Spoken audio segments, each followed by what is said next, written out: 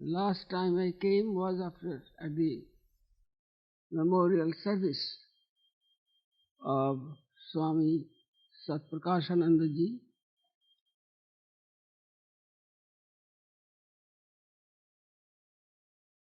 I had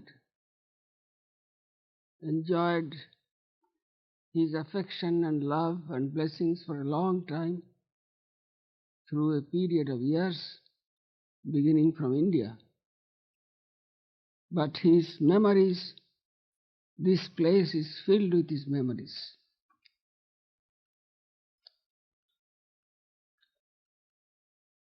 Swami Chetanananda requested me to give a lecture on Sunday, that is tomorrow. And this evening, he said, that you just sit and tell informally some of my reminiscences of the great disciples I have seen. It is indeed a privilege to meet a direct disciple of Sri Ramakrishna, whether monastic or lay devotees. And in my experience, I have met some of these disciples, monastic and also men as also women. First, let me tell about the women devotees whom I have met.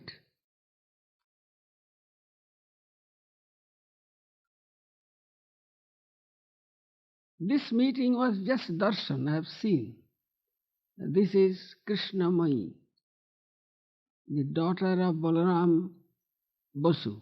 You have read in the Gospel that once Sri Ramakrishna had a vision of the Divine Mother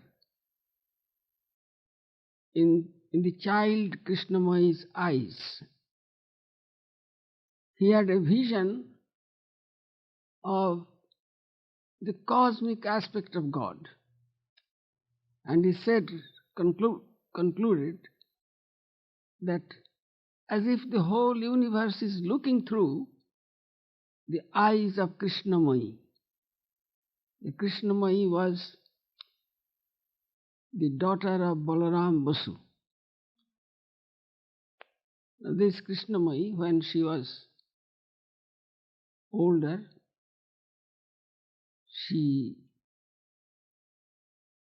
her son, one of her, I think the only son, her only son became a monk of our order. He is still living, about my age, little younger. So once Krishnamai came to Belur Mutt in the morning, and the sadhus, monastics, brahmacharis and sannyasins, in those days, was a busy time for them in dressing vegetables. They were with kind of carved knives. They were preparing vegetables. And the custom used to be the sadhus would sit and dress vegetables, and one of them would read from a holy book. So that was going on, and one tall lady, very benign look, everybody looked at her and whispered, "Is Krishnamai, Krishnamai." And she came and looked at the sadhus, and with folded hands, she showed her respect and affection for the sadhus. Those sadhus are much younger to her then.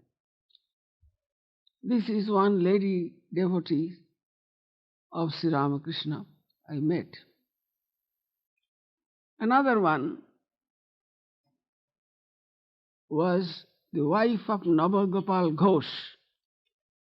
The description is in the books. Nabal Gopal Ghosh was a householder devotee. He has built a house in a place on the same side of the river Ganga as Belur Math, that is the western side, in a village. The name of that village was Ramakrishnapur. So he was very happy. That is, he has now a home in Ramakrishnapur. Then he wanted to install Sri Ramakrishna's image in a shrine. And it was the time when Swami Vivekananda had just returned from the West. We have the description in the complete works of Swami Vivekananda, how and Swami Vivekananda was requested to come and install this image in their house. So the description, a vivid description of Swami Vivekananda, along with many sannyasins, monks and brahmacharis of Belur Math. They came in boats, several boats, to the landing place, Ghat of the Ramakrishnapur. And by singing kirtans, and Swamiji was barefooted. And they came, and Swamiji sat there to do the puja. Detailed description we find in the books, I did not say. Then Swamiji, one of Swamiji's disciples, Swami Prakashananda, who for many years was the head of our San Francisco Vedanta Society, Swami Prakashananda, he assisted Swamiji in doing the puja. Then when the puja was done, the shrine was very nice. Its floor was marble floor, and so this lady of the house, the wife of Ramgopal Ghosh, Nabal Ghosh, her name I forget what was, Nistarini Devi. She said, bless us that Thakur stays here. Thakur stays here. And Swamiji joked, Swamiji, Thakur, that means Sri Ramakrishna, had never seen in his life such. Never. He used to live in a cottage and then later on in a room, and this marble floor, such a nice house you have made for him, his shrine. Do you think he would not like it and would not like to stay here? And then during the puja, during the worship, Swamiji composed that poem which we sing every night with our Vesper. Sthapukaya chadharmasya sarvadharma sarupine avatar varisthaya Ramakrishnaya te namah. Can you hear me? Because this mic, I cannot adjust the mic. Sometimes if it is... Anyway, you can hear me.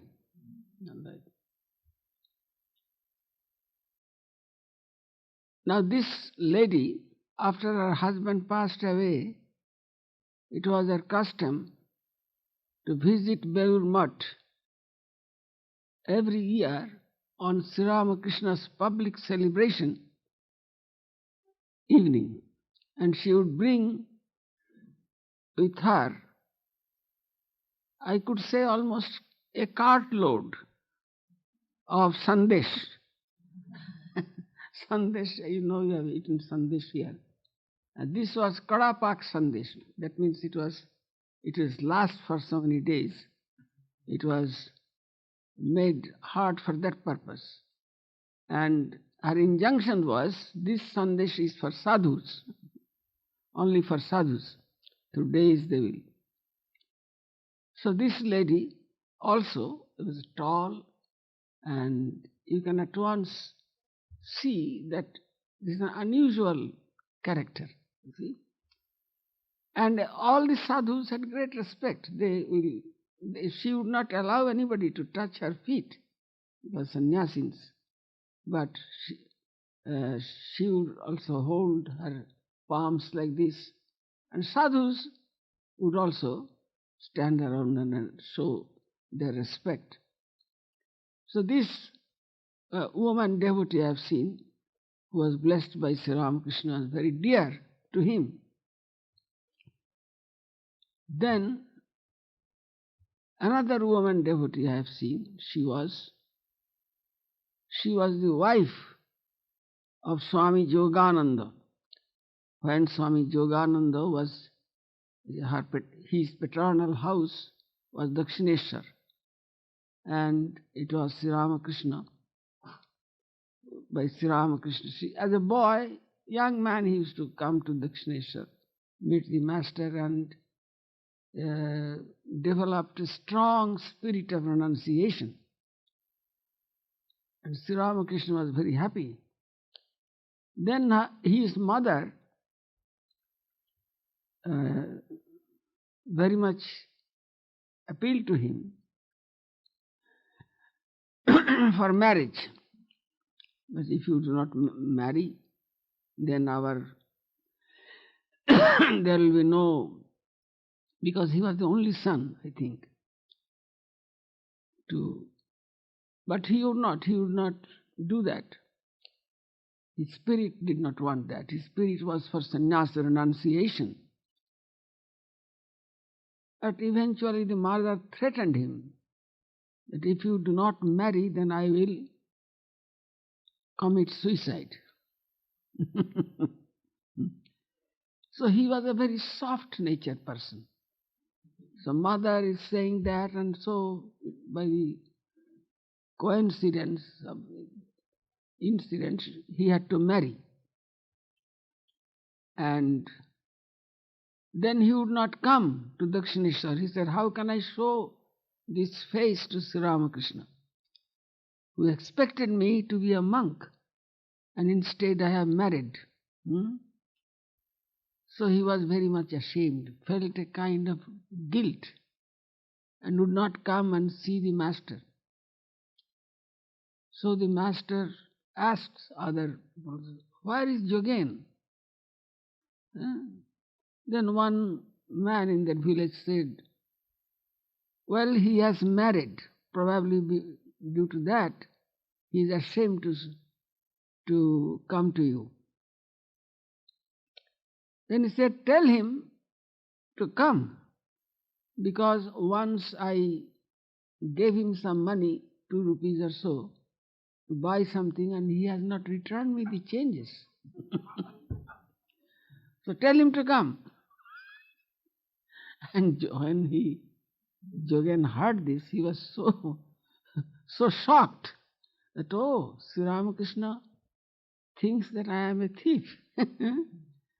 And he was very much shocked, you see, because there was a great shock to his love and respect, and thought, one day I shall go and the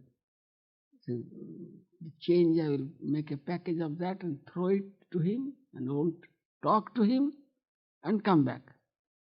At least this should be done, because it is not good that I have forgotten that he owes that money to me. I owe that money to him.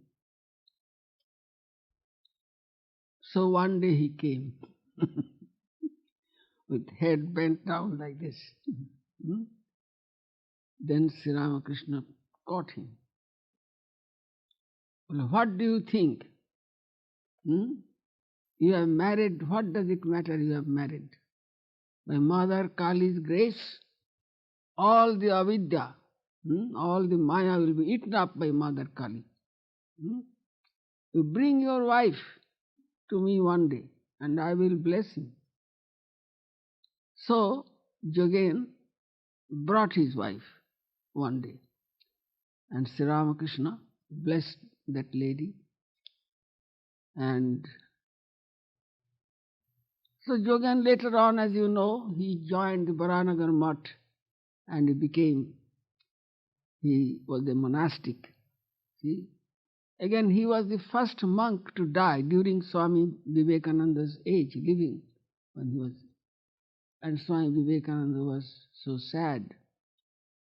Now, I had the good fortune to meet this lady, Swami Yogananda's wife.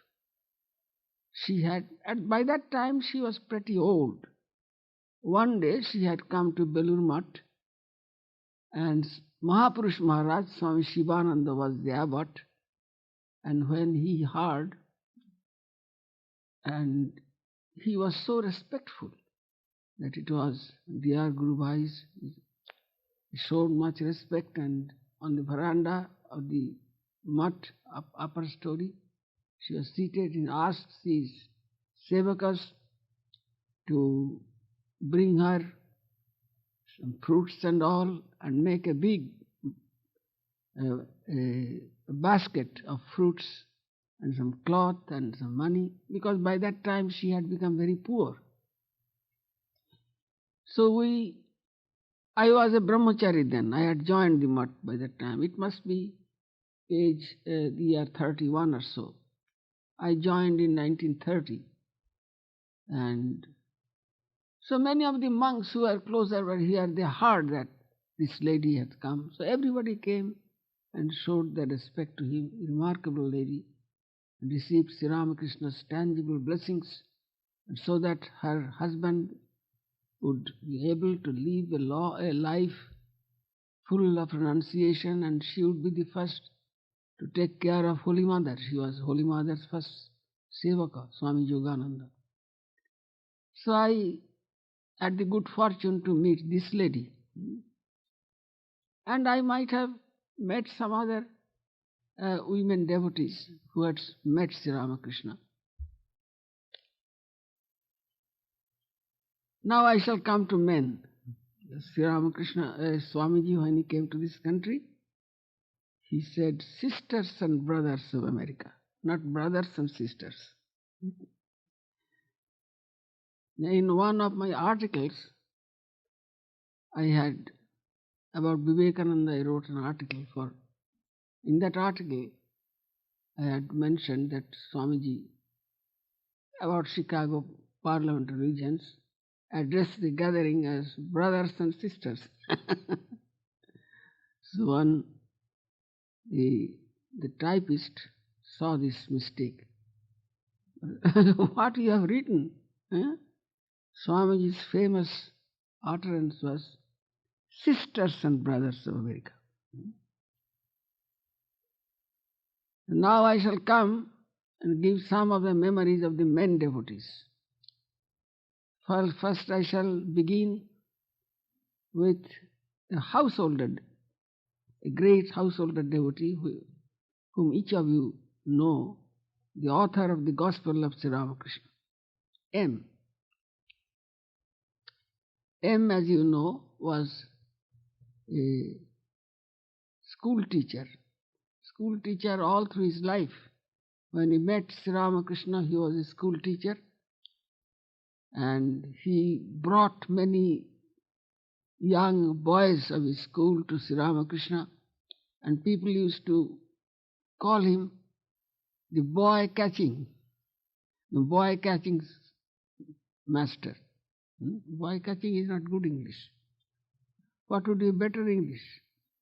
Boy kidnapper. Anyway. There are several senior disciples who were first. It was M who brought them to Sri Ramakrishna. Now, when I came to Calcutta from village after finishing my school studies, came to Calcutta for college studies, by that time I was somewhat acquainted with Ramakrishna Vivekananda literature. So one day I went to see M. He was then living in the school which he had founded. The the school was called Morton Institution. He had not founded that, but it was a school. Its name was Morton Institution. He bought that school. And that in that school, he organized a school was going on, and he used to live there.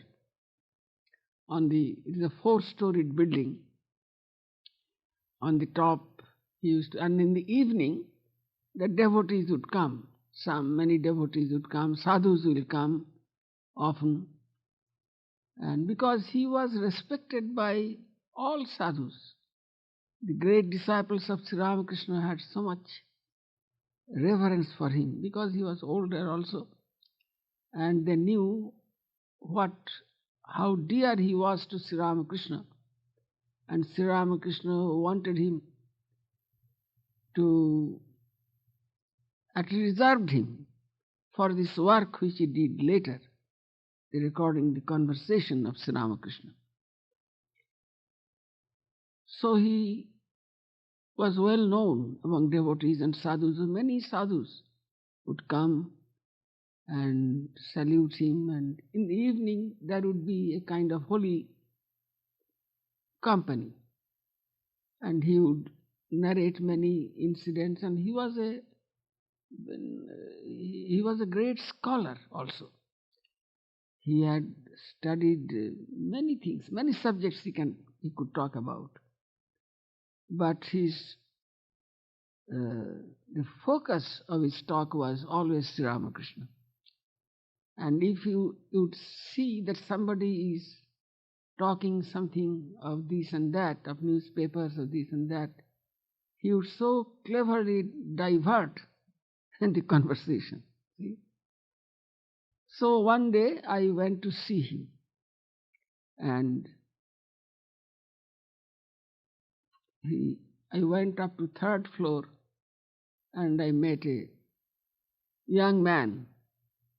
He later on became one of our monks, but then at that time he was a cook of that establishment, of that house. Very gentle, he greeted me. I said, I have come to see him. Then he said, it is too early. He usually meets devotees in the evening after 6, and I had gone, it was about 4 o'clock. It was too early. Then he said, you please wait. Then he will go when the devotees come, 5:30 or 6 according to the season. And we were sitting and chatting. Then through one door, an elderly person entered.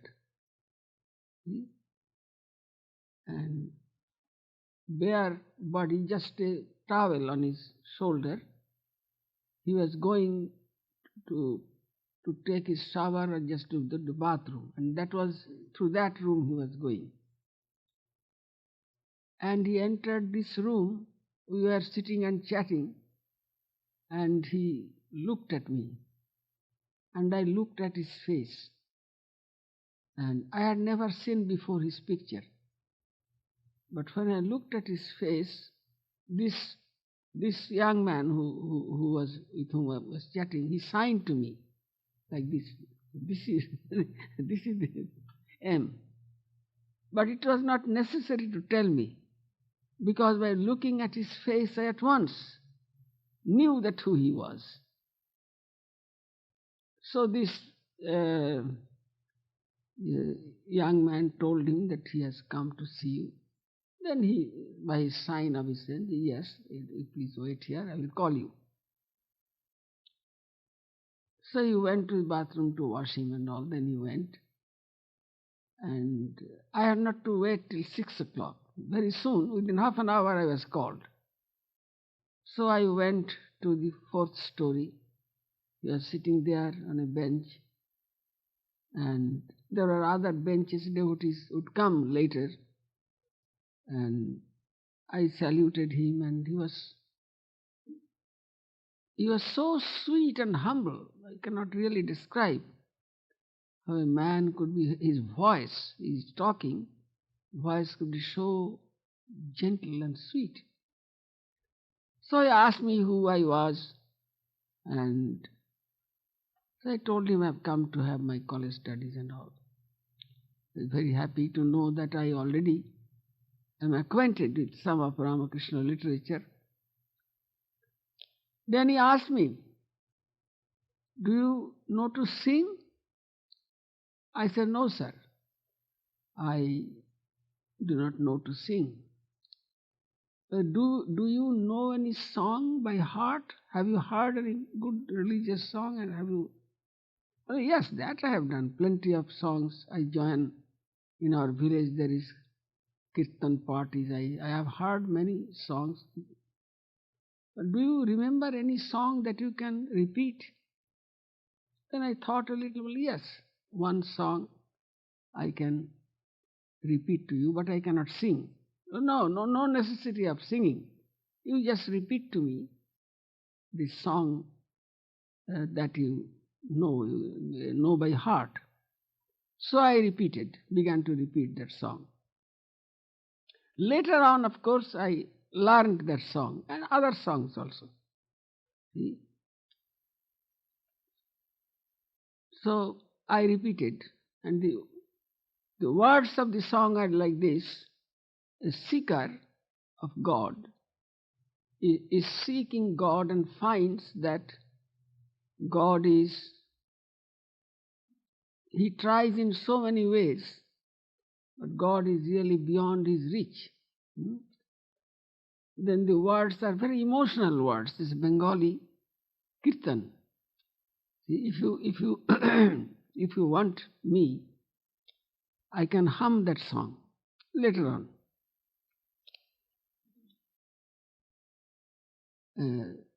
আমার এত কাছে কাছে হৃদয়ের মাঝে রয়েছ তুমি তো Hari. Jo Hari, O God, Lord, you are sitting in my heart all the time. মনে ভাবি আমি কত দূরে তুমি রয়েছ আমারে পাশে।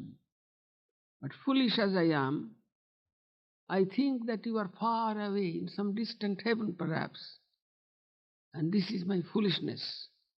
But in my heart of hearts I know that you are sitting in the depth of my consciousness.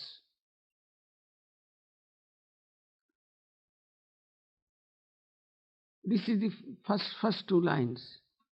Then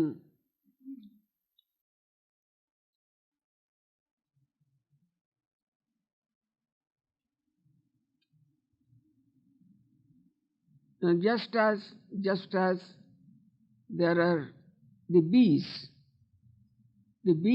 intuitionally they fly around, and eventually they come to the flowers which have honey.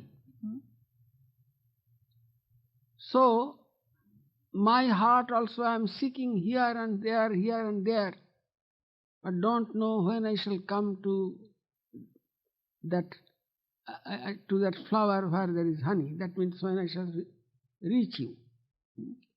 Like a bee, I am wandering and seeking you. Then the Bengali words I suddenly forget. Then, just as there is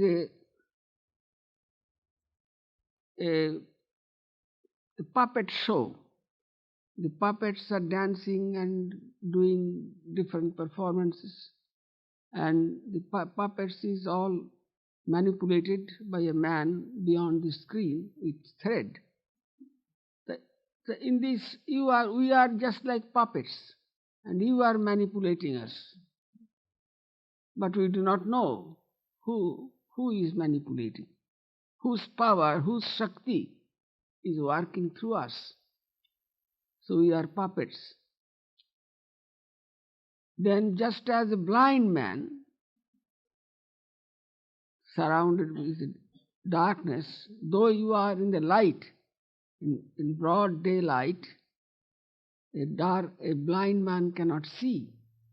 So like that, you are the light of all lights. You are present everywhere in my heart and the place I am.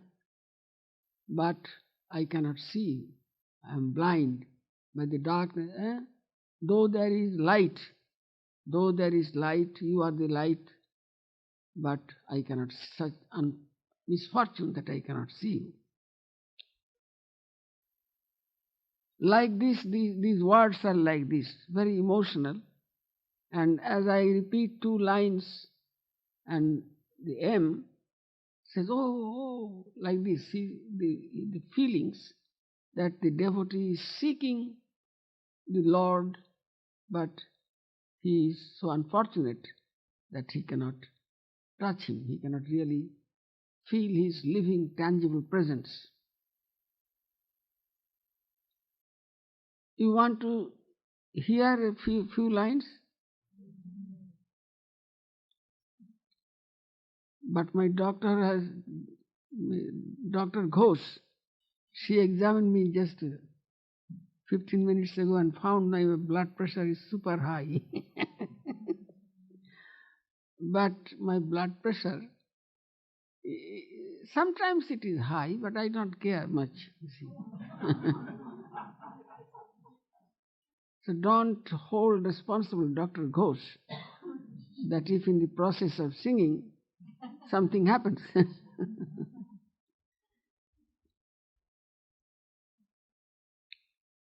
আমার এত কাছে কাছে হৃদয়ের মাঝে রয়েছ তুমি তো হরি। আমার এত কাছে কাছে হৃদয়ের মাঝে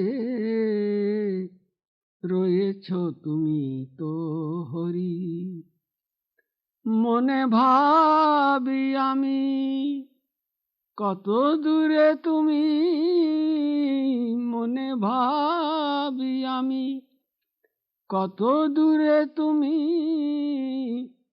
রয়েছ আমারে পাশরি। হরি রয়েছ আমারে পাশরি। আমার এত কাছে কাছে হৃদয়ের মাঝে রয়েছ তুমি তো Hari. I'll skip the intermediate lines and come to the last two lines. The light, that though a blind man is surrounded by light, he cannot see the light. So you, God, the light of all lights, are always with me. But so unfortunate I am that I cannot get any glimpse of you. যেমন আলোক সাগরে অন্ধ স্নান করে, আলোক বুঝিতে নারে। যেমন আলোক সাগরে অন্ধ স্নান করে, আলোক বুঝিতে নারে। তেমনি তোমাতে থাকিয়া তোমাতে ডুবিয়া, তোমাতে থাকিয়া তোমাতে ডুবিয়া বুঝিতে নারিনু তোমারে। হরি বুঝিতে নারিনু তোমারে। আমার এত কাছে কাছে। And as I was singing this song, M closed his eyes, and from time to time he was saying, oh, oh, oh, you see, he was appreciating deeply. Then after some time, devotees began to come one after the other. And then when there were several devotees, M said to them, this gentleman, you see, M was so humble, a boy or a young man or old man, everybody, he would say, this gentleman. He would not allow anybody to touch his feet. So he says, this gentleman, though I was a boy of 17, just come to fresh to college, 17 or 17 half. this this gentleman knows a beautiful song, but he cannot sing. And he repeated that song. It was a splendid song. Then he asked me, would you repeat again for these devotees? So I had to repeat again, once again. So later on I thought, this is a blessed song, I should learn this song. So I learned that song. I have, during my college days, and even when I became a brahmachari, once I went to see him, and he was very happy that I could renounce and become a brahmachari of Belur Math. So I had the occasion of seeing him many times during this session. Even a few days before his passing away, in company of some other sadhus, we went to see him. At that time he could not sit, he was lying down, but still his face, as you see in the picture, was so serene, and he would talk only of God, only of Thakur, only of Mother. This was an unusual experience to have met this holy man, a direct disciple of Sri Ramakrishna, a householder disciple, but he was much more than a sannyasi. His whole life was so simple. And so all the sadhus, many sadhus used to have his company, and through his contact, several of our swamis have could become monk. One of the great sadhus who was in America, Swami Raghavananda. So from his college days, he had an intimate association with M. And even after returning from the West, he used to have close company. Then another Swami who was very intimate with him was Swami Vishwananda, the founder of the Chicago Center. Not the founder was Swami Ganesharananda. Just after his death, he came to this country, Swami Vishwananda, who was very fat, you see, very fat. And that was another Swami. I am mentioning the Swamis whom you possibly know because they had come to this country. Otherwise, many Swamis, through his association, got imbibed the spirit of renunciation. Because he would always speak of renunciation, this M. To householder devotees, he would say, Belur Math is so near. Why don't you go to Belur Math? And some would say, no, we like your company. And he would scold them severe at that time, at those remarks. We are householder. I am a householder like you. And they are sadhus, they are renunciates. Like that, he would encourage people to go and have companies of sadhus. Now I would come to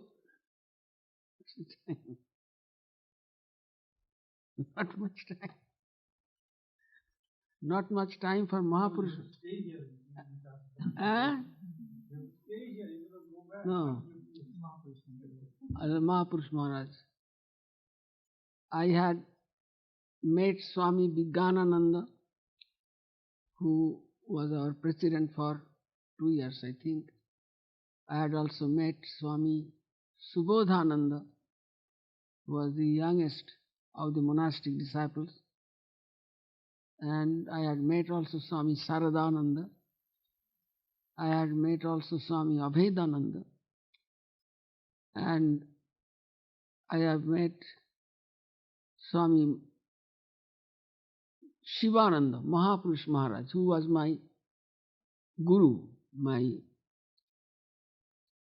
I would first mention how I met him first time. It was, I had already come to Calcutta for my college studies, and I met a young man. He was senior to me. He was studying MA, and I had just come for the first year college course.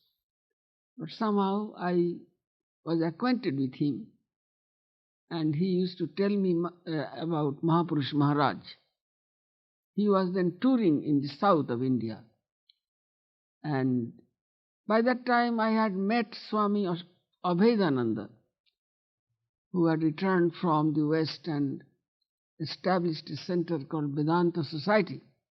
I used to attend his classes sometimes, and some of his disciples wanted me very much to be initiated by Swami Abhedananda. And there was one who was persistently telling me, why don't you take mantra diksha, initiation? I said, I don't know anything about initiation, but I am. Somehow it did not happen. But I had met him and attended his class, and then this young man who was a student, he was already initiated by Swami Shivananda. So he used to tell me about when Swami Shivananda returns to the mutt, you will be able to see him, what a splendid personality he is. So I was waiting for his return from his southern tour. So he came, I heard that he has come, and this friend of mine also told me that we shall go together. The next day is Shivaratri day, Shivaratri. He had come. Do you observe Shivaratri here? We sometimes do some kind of ritual. A special worship of the Lord Shiva, whole night.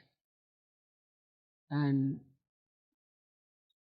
so he had arrived just a few days before Shivaratri. So many devotees wanted to see him, and Shivaratri was a holiday, so they came to the Belur Math. So we also went, and in the afternoon, many of you, those of you who have seen the picture of Belur Math, and there is the Ganges, and there is a main building, and there are benches there. So people are waiting in that veranda for Swami Shivananda to come down. He used to live in the second story. Everybody was waiting, and I am also was waiting with great expectation.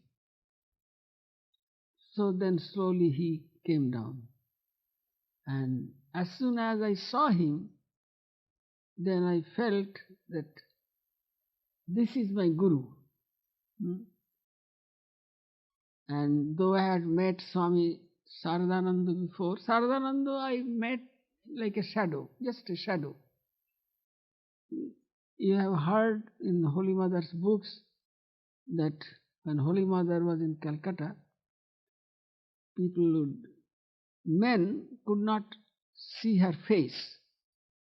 Just the feet were exposed and they could see her feet. And there was a veil on her head like this. You could not see her face. So those who would like to see her face would have to go to Jairambati. There she was a village girl, very free. So people often they would like to see her at Jairambati rather than in Calcutta. Now, once it so happened, I am making a little digression.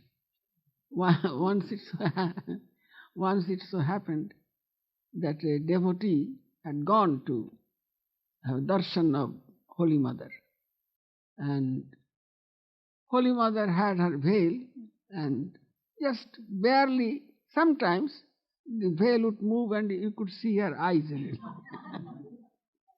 This devotee, he had gone, and he could see only her face, touch her face, but could not see her face, just the feet. And he was very close to M. So he had come in the evening. Then M asked him, well, you had darshan, you had met Holy Mother, how blessed you are. Then this man sadly said,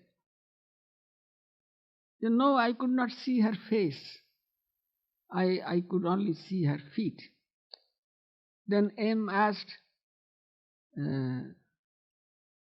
did she look at you? It so happened that in one of those moments, when Holy Mother's veil had opened a little and she had a glimpse of her face. This man. So, did she look at you? Well, yes, that in a way she looked at me, but that is sufficient. M said, that is sufficient. And he began to sing a song. There is a song by one great Bengali saint, Ram Prasad or Kamalakanta, I forget. If I should sing that if the mother just glances at you once, then that is enough. See? If the mother, Kamalakanta's song, the Kamalakanta, if the mother, a little glance, even a casting glance, if you receive from the mother, then this is enough for you, for your life. So M quoted this song, this line of this song to this gentleman and consoled him. Now, when Mahapurush Maharaj came down, he was tall, very tall, and his face was so full of joy. And he greeted all these devotees who had come. He was absent from the mutt more than 1 year about. So he greeted everybody, and I felt myself very happy. And then my friend who had taken me, he said, come forward, I introduce you to him, because he was already initiated. I was a shy sort of boy. I said, no, there are so many people here. I don't want to go in this crowd. Sometime later I will come, or he will bring me. No, this is a great opportunity to come. He dragged me. You see? He dragged me towards him and said, this boy has been coming to Belur Math and all. And then Mahapurush Maharaj looked at me. He has fasted today. It is a Shivaratri day. It is customary to observe a fasting for the whole day and night, those who can. This boy had fasted for Shivaratri. And Mahapurush Maharaj said, oh, that is so great. Very nice, very nice. Then he began to look at me. You see? Very nice. That was my first introduction. Then another day I came alone and saluted him in the morning and prayed for Diksha, that means initiation. He said, well, this is the last month of the year. The last month of the year is called Chaitra. This is not very auspicious for initiation. You come and the new year comes. New year was not far away. Come someday, New Year. So on the first day of the New Year, the first of Vaishak, I appeared. And he saw me. Well, oh, you have come for initiation on the first day of the Vaishak. You see, this is a holy day and so many people will come here, and it is very difficult to find time. So then I said, shall I come tomorrow then? Then he laughed. Then he said, all right, come tomorrow. So next day I went with fruits and all and had his blessings.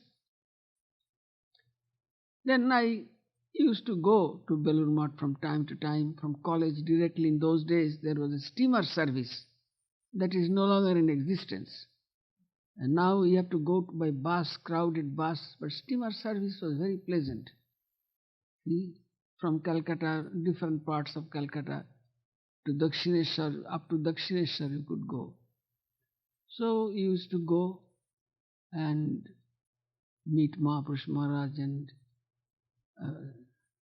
his very presence was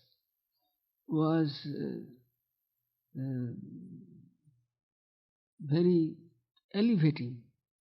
You see, then in 1930 I became a brahmachari. That was a Buddha's day, birthday. I had gone from Calcutta to participate in the Buddha celebration. That was my objective, because I was a science student. I was working in the laboratory. Summer vacation was drawing near. So my professor gave me some jobs to do for the summer vacation. Well, you have no vacation. You have to work all through the vacation. So I had those things in the laboratory and all. I came to Belur Math with the purpose of joining the Buddha celebration in the evening. And some sadhus, some of the monks, they teased me from time to time. We want you to be a monk, and you are being carried away by this, you have graduated and you are now going for this and that. You will be dragged away. You would never be able to join. They began to tease me. Then I said, no, that is my life's great purpose. But let me finish this, let me finish this course in this way. But then one of the monks, he became, well, no, you will never be able to become a monk. You will be dragged away by science. Then something happened in me. A mood of challenge came to me. I said, all right, I join this day, this holy day, this Shiva's day, not Shiva's day, Buddha's birthday. I joined this day. So they were astonished that I could make a decision like that. So two of them, one was later on, he came to this country, Swami Nirbanananda. Later on he became the vice president of our order, Swami Nirbanananda. Swami Madhavananda was our general secretary and president for about 2 years and a half. They had come to dedicate the Santa Barbara temple here in this country. So Swami Nirbanananda was one of these Swamis who was teasing me. So Swami Nirbanananda, there was another Swami. Two of them dragged me upstairs. The Maharaj to Mahapurush Maharaj. The Maharaj, this boy wants to join, and if you bless him. Then Mahapurush Maharaj looked at me. Yes, I know this boy. But whether he would join or no, that is not I cannot say. You take them to secretary and all. The administrative department, you see. So they took me to the administrative department, and they inquired about my family position and all. Then they approved, and I began to stay. Then those are very happy days, because in the morning he would be ready to meet the resident sadhus and brahmacharis by 6 o'clock or latest 6:30. and all would come one by one, the sadhus and brahmacharis, and he would be in another mood, a mood of inspired mood. See? You would feel that his whole being is filled with Sri Ramakrishna. He could not look at the picture of Sri Ramakrishna. He would look at the picture from his room, the shrine, that is the old shrine now. Old shrine, towards the old shrine he would look from his room. And then as soon as he would look, and his face would be different. You see. So in that, from 6:30, about 2 hours, this meeting would go on. And in sadhu coming, and he would greet them. And sometimes sadhus from outside would come, and he would talk with these sadhus who have come after a long time. And sometimes he would ask somebody to chant one hymn to Shiva, Mahimna Statra, which is every Monday. It is usual to, Monday is considered to be Shiva's day. And he would ask somebody to read that hymn. And so that those 2 hours was really a period of inspiration. See? So I would, so many sadhus are coming, you cannot sit there quiet, you have to come out. And sometimes I would come out and stand in close, you see, so that I could follow. And his blessings were, see, he had blessings for everyone. And sometimes if South Indian sadhus would come, he would talk with English. And I remember once a South Indian sannyasi had come and asked for his blessings. And he at once, he was in a standing position, he was standing. So blessings? We have nothing but blessings. We have nothing but blessings. And sometimes when he was in an inspired mood, he would go on speaking, you see. So one day, I was then reading, in our Belur Math there was a Sanskrit school for brahmacharis and sadhus. And so, too many things I was reading, and some of the marbles are lost.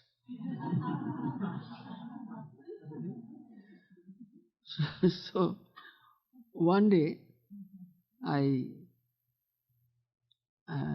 he very affectionately, he would. At that time, I had the duty of taking care of Swami Vivekananda's room. Go there every day, clean that room, and in the evening open the windows and close the windows that is necessary. So I made repeatedly 3 mistakes, and he scolded me. Well, you are studying, what Upanishads you are studying? Well, I am studying this Mandukya Upanishad. Mandukya Upanishad? That is great, you study Upanishads, studying scriptures is good. But don't forget bhakti. Bhakti means devotion. Always pray with folded hands to Thakur. Thakur, give me devotion, give me faith. In these folded hands, he showed me. You should, every day you go to Thakur and pray for bhakti. By Thakur's grace, you can have knowledge in a moment, because self-knowledge about which you are reading in the Upanishads is nothing but the knowledge of God. It is God's knowledge, and if God is gracious, He can give you self-knowledge in a moment. You see? And so he stressed very much to cultivate the spirit of bhakti, devotion, self-surrender. And if you want to have self-knowledge, in that case also, he said, through bhakti, one can have self-knowledge. So that period in his room, 2 hours, was a period of great inspiration. So many sadhus would come, sometimes any senior monks would come, and he would at once respect them. I remember one Swami Shraddhananda, he was the translator of Swamiji's works, and later on he became our president for 6 months. He died, he was pretty old, but he died 6 months he was president. So he one day came to see him, and at once he asked his attendants, bring a chair. His name was Sudhir Maharaj. There are 2 brothers. One was Swami Prakashananda, who I mentioned came to this country, and he was the head of San Francisco Vedanta Society for several years. But he was the elder brother, Swami Shraddhananda.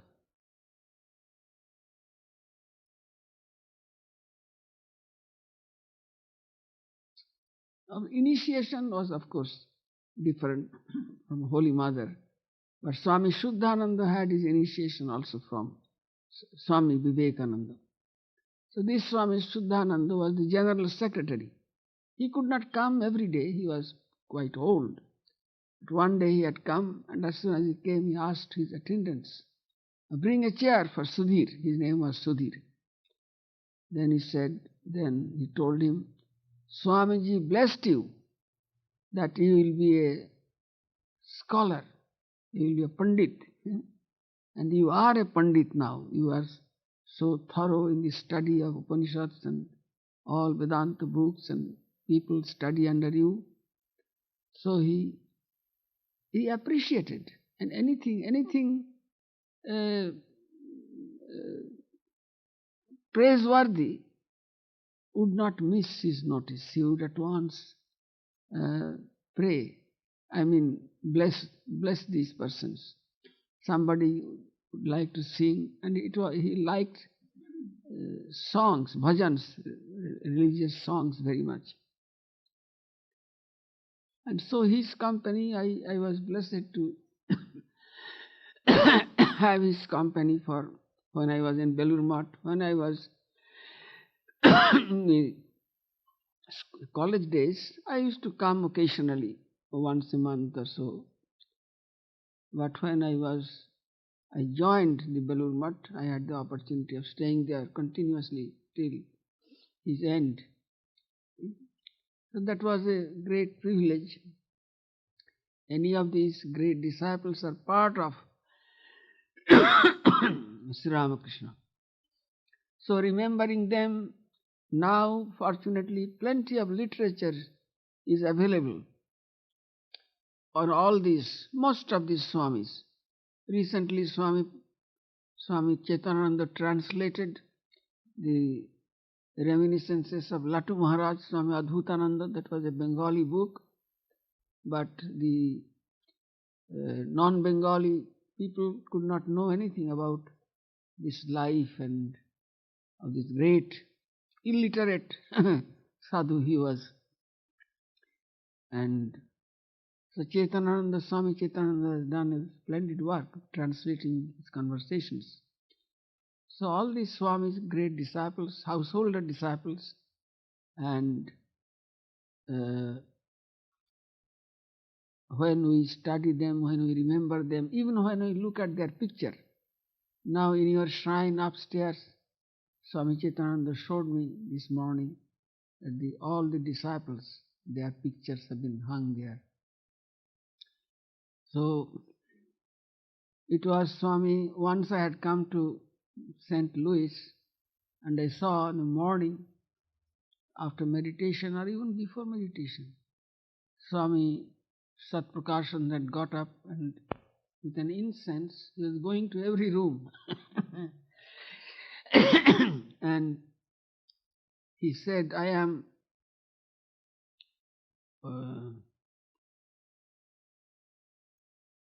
waking up these rooms. As if he was asleep and the rooms were asleep. And now I am invoking the presence of God. I am making all these rooms alive. And such is the devotee. Devotee is a mad person. It's what he will do, nobody knows. Devotee is love. Devotee means is love. Love cannot be restricted. You see, love nature is to be wild. You see, so you try to, whatever things you do out of your love is something to imitate. So I remember that when Swami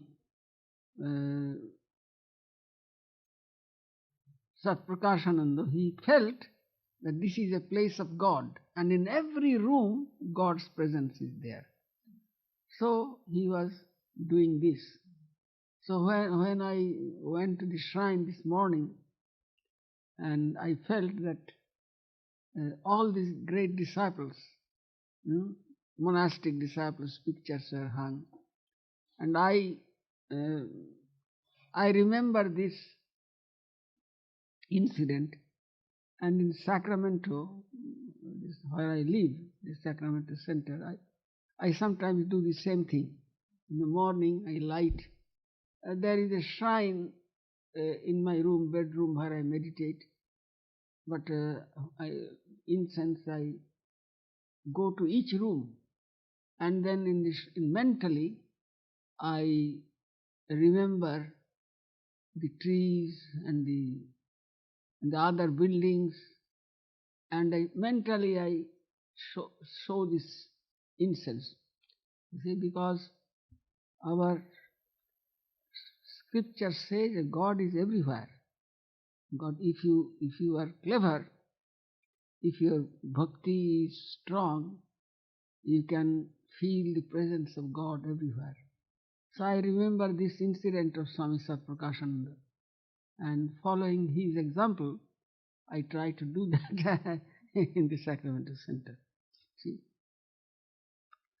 all right, it is getting late. This chatting is endless,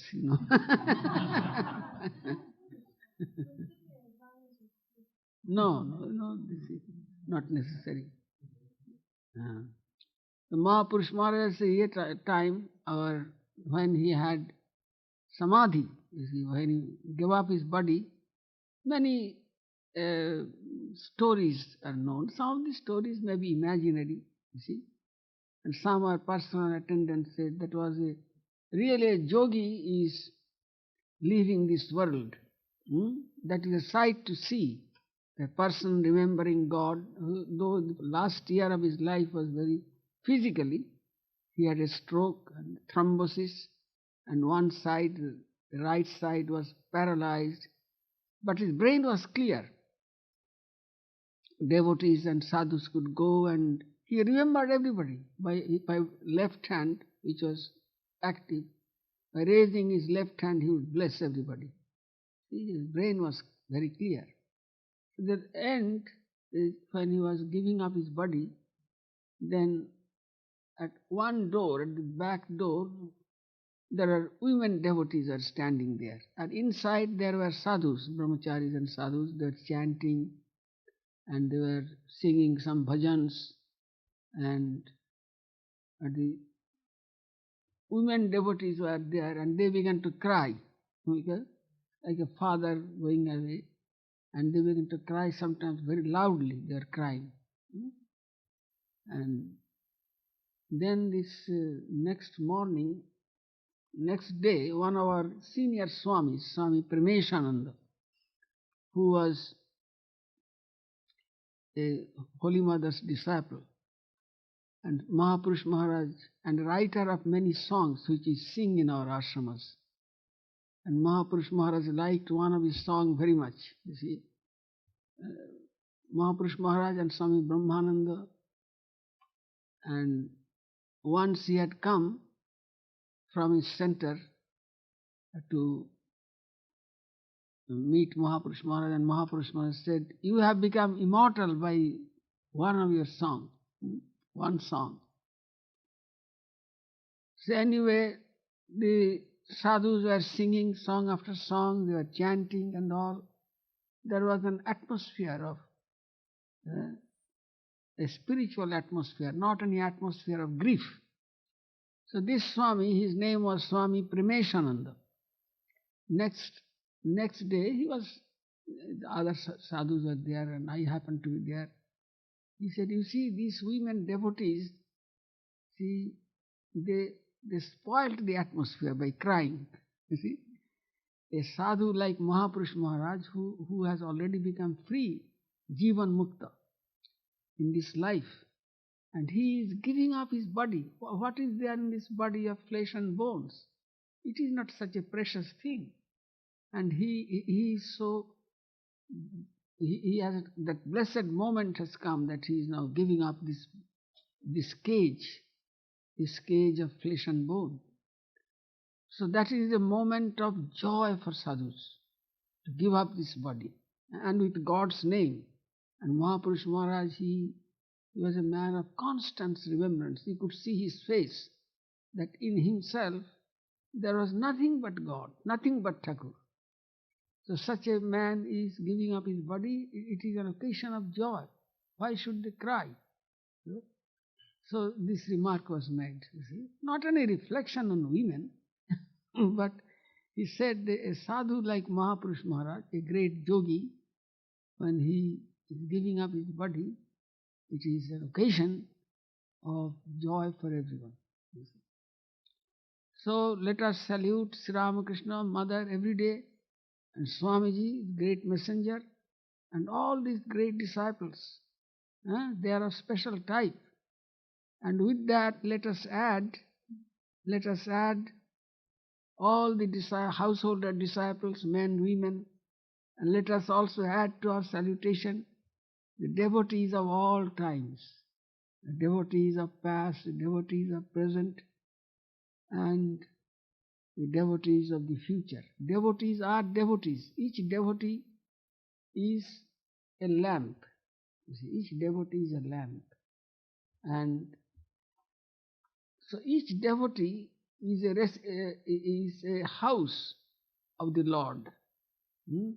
So when we have the occasion to remember Sri Ramakrishna, along with Sri Ramakrishna, we should also salute mentally these not merely the great apostles and companions, but all devotees.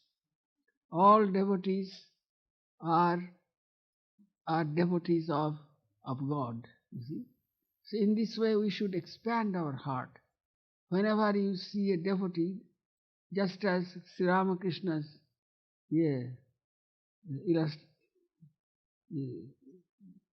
was that when two drunkards meet, they become very happy. They embrace each other, you see, because they belong to the same society. So devotees are a society, form a society by himself.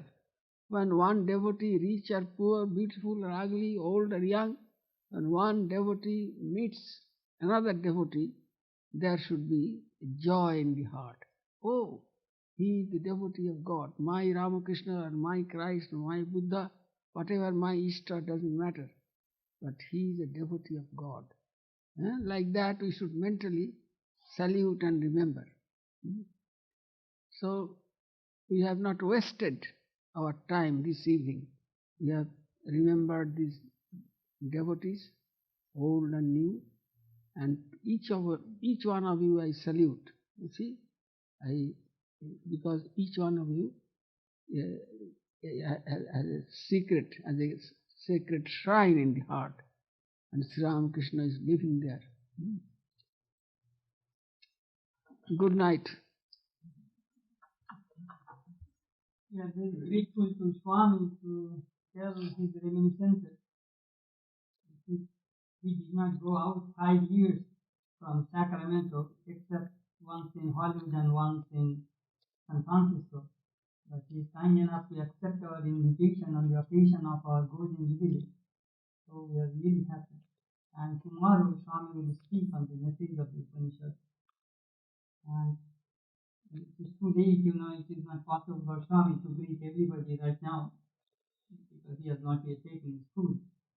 So tomorrow he will greet. Greet means what? He will sit there on a chair and just... Oh, that. Now I'm greeting everybody now.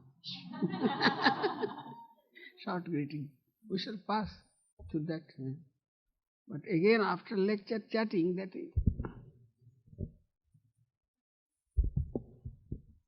I have a kind of arthritic pain in the back, lower back and all. So though I am strong, much stronger than before, I can walk without it.